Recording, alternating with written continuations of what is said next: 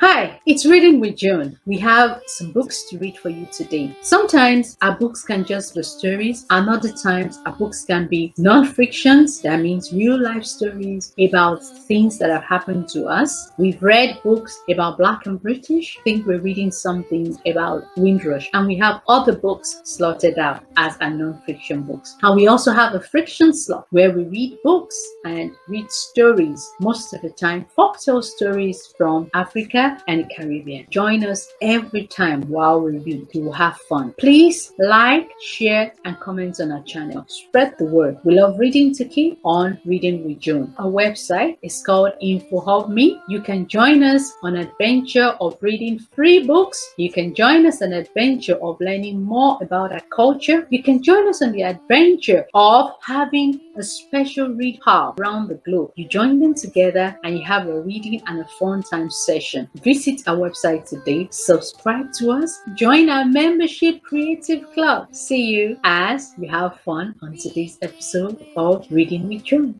The place for all the fun, creative kids. Come join us, come. Hi everyone, I'm Big J and I'm going to read chapter 7 and 8 and we're going to look at some facts and meanings in the story of the wind. Chapter 7, the Windrush Generation. Between 1947 and 1971, at least 300,000 people from the Caribbean came to Britain. These people are called the Windrush Generation, although they didn't all arrive on the Windrush ship. They are the foreparents of many of today's Black British people. The Windrush Generation came to Britain for many reasons. Some people were invited to Britain to work. Both the NHS and London Transport asked Caribbean people to come to Britain to work for them. Other people found jobs after they came to Britain. Many people wanted to work and send some money back to the Caribbean to help their families. Some people wanted to come to Britain mainly to study. During these years, many of the Windrush generation continued to face hardship and cruel treatment from some of the white British population. Sometimes they were even physically attacked. Yet the Windrush generation continued to work hard and raise their children. They worked for the RAF, London Transport, Royal Mail, and the National Health Service. They also worked in Britain's Parliament, on the railways, in entertainment, and in many other industries. These brave pioneers helped to rebuild Britain after the Second World War and make it into today's modern nation. They helped the economy by doing a variety of jobs. They also added to Britain's culture through food, dance, music, art, and writing. But most of all, they made people talk more about how we should treat others in different backgrounds. And now, people from all over the world have emigrated to Britain by striving to improve their own lives. The Windrush pioneers changed the world. Wow, let's read chapter 8. Chapter 8, Keeping the Story Alive. After rejoining the RAF, Sam later worked for the Postal Service, Royal Mail. Then he went into politics, and in 1983, he became the first Black mayor of the London Borough of South with his friend Arthur Torrington, Guyana. Sam also set up a charity called the Windrush Foundation to help keep alive the real story of the woman. What I learned from these two short chapters was that the Windrush generation, the children and grandchildren from the people who traveled in the Windrush, they still face a lot of hardships as well. But it's taught us a lesson on how we should treat others who look different, speak different, or are from a different place, or just different to you. Now, let's read the timeline. It's a bit like a recap. 1939 was the start of the Second World War. Even when the colonies helped Britain to win the war, like Jamaica and Trinidad. 1945 is the end of the Second World War. Britain was devastated and it was all broken down, and it needed people to help rebuild the country. 1947, two ships, the SS Ormond and the SS Almanzora, arrived in England with hundreds of Caribbean people on board. 1948, the British Nationality Act was passed by the British government, which means that people from all of Britain's colonies, like Canada, Australia, and India, can come and settle in Britain. In June, the HMT Empire Windrush arrives at Tilbury Docks, Essex, with hundreds of Caribbean men, women, and children on board. In 1949, the NHS asked people from the Caribbean to come to Britain and work with them as doctors, nurses, and other jobs that happened in the hospital. In 1956,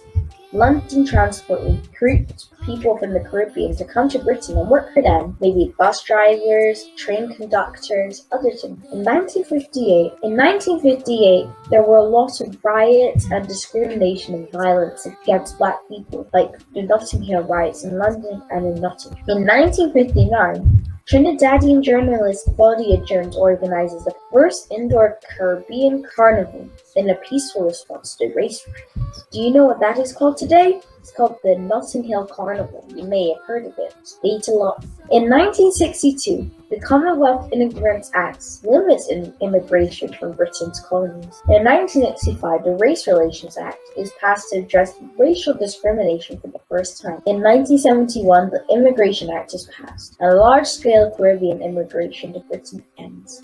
In 2018, the first annual Windrush Day is held, a national day to celebrate the Windrush generation and their descendants. Do you know anyone from the Windrush generation? If you do, put it down in the comments below and make sure to like today's video as well. Now, let's look at the meanings of some words. A Barbadian is a person from the island of Barbados, which is one of the islands in the Caribbean that came upon one of the islands in the Caribbean with people who came on the wind. Calypso is an African Caribbean style of music that originated in Trinidad and Tobago. A Calypsonian is a singer of calypso, and a civilian is a person who is not in the armed forces. A colony is a country or an area that is ruled in some way by another country, a bit like how Jamaica was a colony of Britain. The crew are people who manage and serve and operate a ship, like the captain, the cook, maybe cleaner. I don't know. I've never really been on a proper ship. Discrimination is unfair treatment of a person or a group of people because of where they come from, what they look like, or other personal traits. People who came aboard the Windrush and the Windrush generation faced a type of discrimination called racism. You may have heard of that.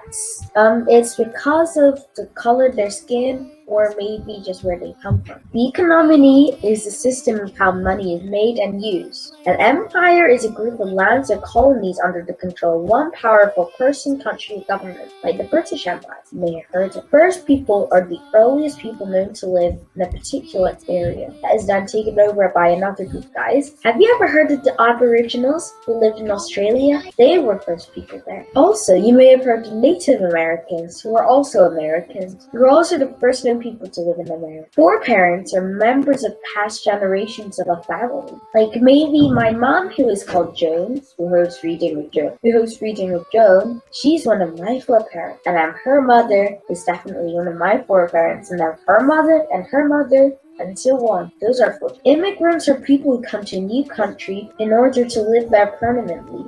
A pioneer is a person who is the first to start something new. Have you ever heard of Rosa Parks? She was a pioneer for less racism in America. Manual work is work that is unskilled and often of low status. So you don't really need much skill. You don't really need. The mother country is the homeland of the colonizers. A bit like how Britain was the mother country to islands in the Caribbean. Salary is a regular payment made by an employer, like the boss, to an employee in return for their work. That's what you get paid for doing work. A stowaway is a person who hides on a ship, aircraft, or other vehicle to avoid paying the fare. And a troop ship is a ship that transports soldiers in wartime or in peace. I hope you learned at least one new word from that today. I hope you enjoyed reading the story of the Windrush, and I'll see you next. Stories from the Caribbean. That's what we're still reading. Today's special story is called The Special Pumpkin. The next day, Mama woke up and there was yet another pumpkin in the garden, filled with more of her favorite food. After eating enough to fill her belly, Mama brought Madame Jocelyn the rest. But this time, Madame Jocelyn ate greedily from the pumpkin. She stopped Mama from leaving and said, "You must tell me how is it you get to grow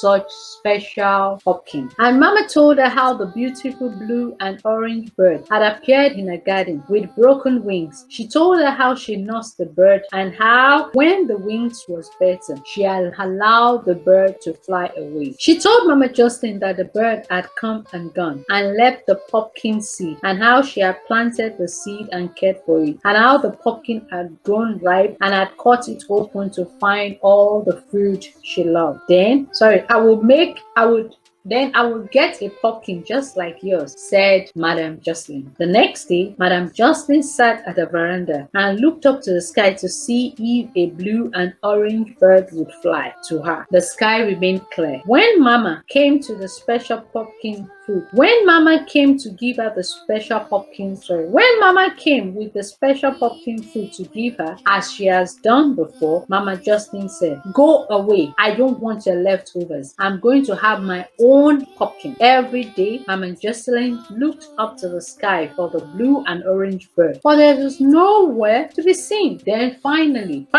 to Madame Jocelyn's delight, one day, a beautiful blue and orange bird landed on the fence of her veranda. And as the bird was about to fly away, Madame Jocelyn grabbed it. Without a moment's thought, she twisted the bird's wings until it snapped. The poor bird shrieked in pain. Then Madame Jocelyn threw it into the dark corner of her room. She threw some scrap of food after it. "Hurry up and get better," she said. "I want my pumpkin." With no love in her heart, Madame Jocelyn checked on the bird every day to see if the bird was better, but it would not heal. "Hurry up and get better," she said. "I want my pumpkin." Madame Jocelyn tired of waiting, and after 3 days she took the bird outside and said, "Go away, go away." The poor bird tried to leave, but could hardly fly in its broken wings. Madame Jocelyn said, "Fly away, bird," and she picked up the bird and threw it out. The bird tried all it might to fly, and eventually flapped the good wings so hard that it flew away from the evil woman, and the bird flew away from Madame Jocelyn, shouting after it, "Hurry up! I want my pumpkin." Well, weeks and weeks went by, and there was no sign of a bird with a pumpkin seed. Madame Jocelyn grew more and more impatient. "Where is the stupid bird?" she moaned. "I want a pumpkin seed just like Mama's. I want a pumpkin with good food in it just like Mama's." But there was still no sign of a bird with a seed, and Madame Jocelyn grew more and more vexed. "The stupid bird is never coming back," she said angrily. "I hope it is dead." And as she said that, the sky grew dark and thunder began to rumble in the sky. That night there was a terrible storm. The next day, when Madame Jocelyn went out on a veranda, she heard the sound of a gentle flapping wings above her head. Lo and behold, when she looked up, she saw the blue and orange bird had returned. "Looks like your wings have got better then," said Madame Jocelyn without any care. "Now, where is my pumpkin seed? Give it to me." The bird dropped something from his beak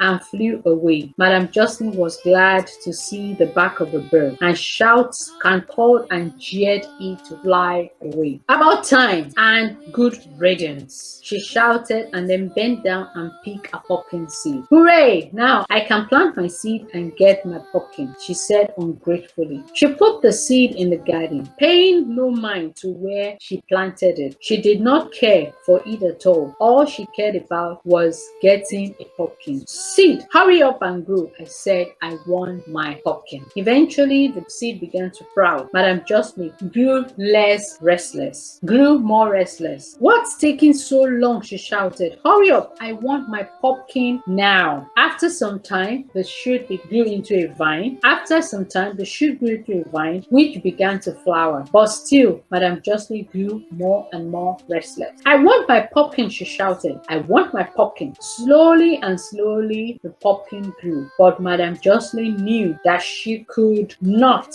have it until it's ripe. "Hurry up and ripen, you stupid pumpkin," she shouted. "You are taking too long." At last, the day finally arrived when Madame Jocelyn's pumpkin was ripe. Madame Jocelyn took a machete and cut into the pumpkin. But to her horror, when she looked inside, instead of all the lovely food that Mama found, Madame Jocelyn's pumpkin was filled with spiders and cockroaches and mosquitoes and scorpions.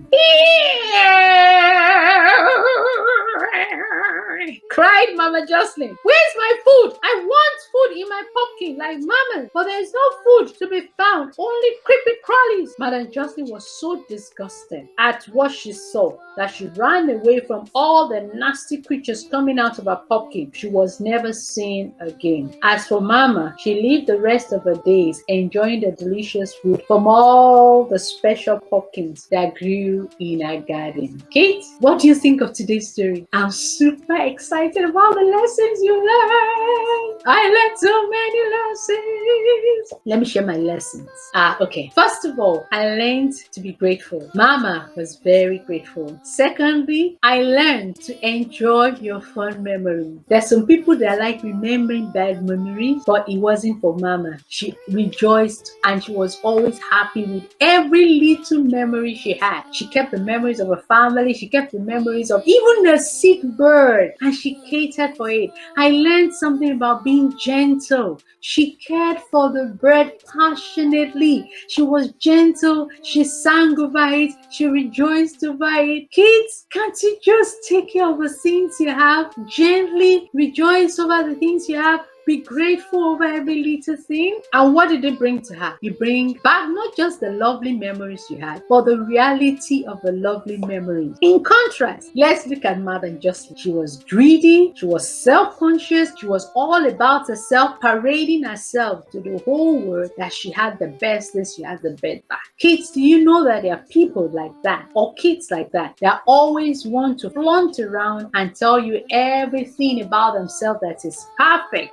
Watch out, kids. Don't fall into the trap, because it always leads to more greed and more greed. And those kind of people can't take the slightest attention to take care of anything, because it's all about themselves. Her greed led to her wicked acts to the bird, and the greed led to the creepy crawlies that came out of a pumpkin she didn't even take care of. She couldn't take care of a plant. She couldn't take care of a bird. Oh, kids, very beautiful lesson we are learning from today's story. I hope you take that on board and act like Mama. Enjoy your memories, be grateful, take care of the little things you have. Because on Reading with Joan, we teach children the values to take on board. Yes, an answer can be smart and outwit and greedy, but you can learn from other stories like Mama's story today. How about living here today? Become kinder, be grateful for what you have, and share what you have. She kept sharing every single day until the wicked neighbor sent her away. Always share, even when people refused to say thank you. The wicked neighbor never said thank you for anything she was given, and Mama never stopped giving. Never stop giving, because people don't say thank you to you. Very important lesson. I hope you have learned a lesson, one or two today, like I did, and we'll see you next time on Reading with Joan. Bye.